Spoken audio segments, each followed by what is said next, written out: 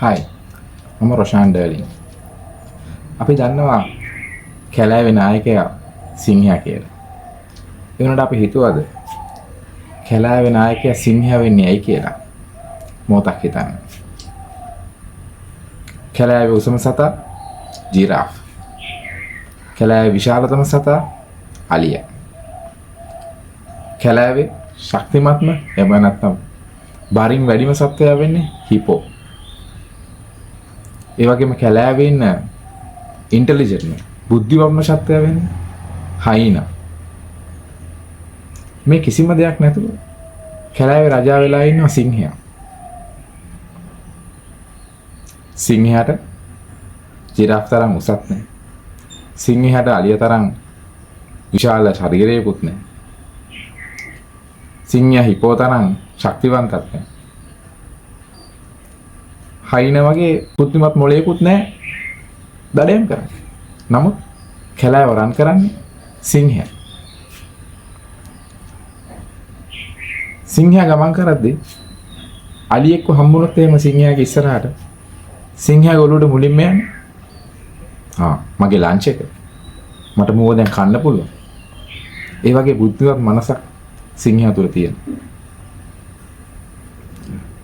ඒකම අපි අලියට ඇප්ලයි කරලා බලන්න. අලියට සිංහයව දැක්ක ගම සිංහයක් එනවා. සිංහයා මාව කයිද දන්නේ? අලියට හිතෙනවා අලියා සිංහයාගේ ලන්ච් එක කියලා. අලියාගේ ශක්තිමත් බව. අලියා කිලෝ 1000ක් 2000ක් බරයි. අලියා කකුලෙන් හොඬ වැලේ සිංහයාට පාරක් ගැහුව ගමන් සිංහයා දෙකට කැල්ල යන්න පුළුවන් කියලා. අලියාට කිසිම මේ ගැන හැඟීමක්, දැනීමක්, තමන් ගැන ආත්ම විශ්වාසයක්, තමන් ගැන හරි තක්සේරුවක් අලියා ගාව නැහැ. නමුත් සිංහයාට කිසිම දෙයක් අදාළ නැහැ. අලියා දැකපු ගමන් මෙයා මට කන්න පුළුවන්, මේ මගේ ලන්ච් එක කියලා සිංහයාට එකපාරම හිතෙනවා.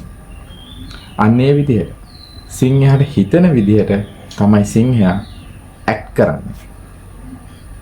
එයා බිලීව් කරනවා එයාට ඒ වෙලාවේ අලියව කන්න පුළුවන්. ඒ අනුව සිංහයා එතන හැසිරෙන චැම්පියන් කෙනෙක් වගේ. හොඳ රණශූරයෙක් වගේ සිංහයා අලියා ඉස්සරහේ ඉන්නවා. අන්න ඒ විදිහට තමයි සිංහයා කැලේ රන් කරන්නේ. ඔහු පිළිබඳ හොඳ ආත්ම විශ්වාසයක් තියෙනවා. ඔහුට අදාළ නැහැ කොච්චර උසද, කොච්චර බුද්ධිමත්ද, කොච්චර ශරීරයෙන් විශාලයිද කියන එක උඩ කිසි අදාළතාවයක් නැහැ. ඔහුට ඔහු ගැන විශ්වාසයක් තියෙනවා. ඒ විශ්වාසය මත ඔහු කැලෑව තුර හැසිරෙනවා. ඒක අරහා උට කැලෑවේ හැමෝම ඔහු තමයි අපේ නායකයා කියලා විශ්වාස කරනවා. ඒ සම්පූර්ණ ඔහුගේ හැසිරීම සහ ඔහුගේ ආත්ම විශ්වාසය මත. ඒ දේ ඇප්ලයි කරලා බලන්නකෝ අපේ ජීවිතේ. අපි හොඳට පෞල් පස්සිමක් තියනවා වෙන්න පුළුවන්. අපි හොඳ ඉස්කෝලේකට ගිහලා තියනවා වෙන්න පුළුවන්. අපිට හොඳ බුද්ධි මට්ටමක් තියනවා වෙන්න පුළුවන්. අපි උපාධි 2ක් 3ක් අරන් තියනවා වෙන්න පුළුවන්.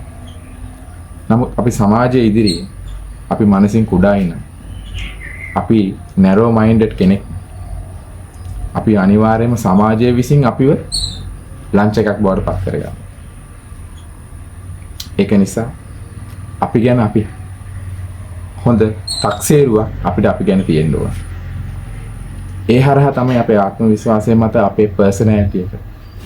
ඒ වගේම අපි පිළිබඳව ධනාත්මක ආකල්ප අපි කියනවා ඇටිටියුඩ් කියලා. ඒ ඇටිටියුඩ් එක අපිට පෙන්වන්න පුළුවන් වෙන්නේ අපි පිළිබඳව තිබෙනා වූ තක්සේරුව මත. Taman දන්න තක්සේරුව මත. ඒ වගේම තමයි කුරුල්ලෝකයට යන්නේ. කුරුල්ලෝකේ නායකයා කවුද? රාජාලිය. රාජාලිය තමයි අපේ භාෂාවෙන් කිව්වොත් මුළු කුරුල්ලෝකෙම රන් කරන්නේ. ඔහු කපුට වගේ, ගිරව් වගේ කෑ ගහ ඉන්නේ නේ. ඔහුගේ ගමන යනවා. අර ප්‍රසිද්ධ කියමනක් තියෙනවා වැස්සක් වහිද්දී පොඩි කුරුල්ලෝ ඔක්කොම බෙනවල් අස්සට ලොකු අතු අස්සට ගිහිල්ලා වහනවා රිංගනවා කියලා. නමුත් රාජාලිය මොකද්ද කරන්නේ? කොච්චර වැස්සට බය නැහැ. ඔහු පියාසර කරනවා වැහි වලාකුළු උඩින්. ඒවා පරයලා අහසට යනවා. ඒ වගේම අපේ සිතුවිලි අපි පිළිබඳව තියෙනා වූ තක්සේරුව ධනාත්මකයි නම් හොඳ දැක්මක් අපි පිළිබඳව තියෙනවා නම් හොඳ ඇටිටියුඩ් එකක් අපි ගාව තියෙනවා අපි ගැන හොඳ විශ්වාසයක් අපි සතුව තියෙනවා නම් අපි මොන වැස්සකටවත් බය වෙන්න ඕනේ නැහැ. ඒ වගේම අපිට කැලේ රජා සිංහයා වගේ කුල්ලු රෝකේ රාජාලිය වගේ මේ සමාජයේ රජා Tamanට වෙන්න පුළුවන්. මොහොතක් සිතන්න.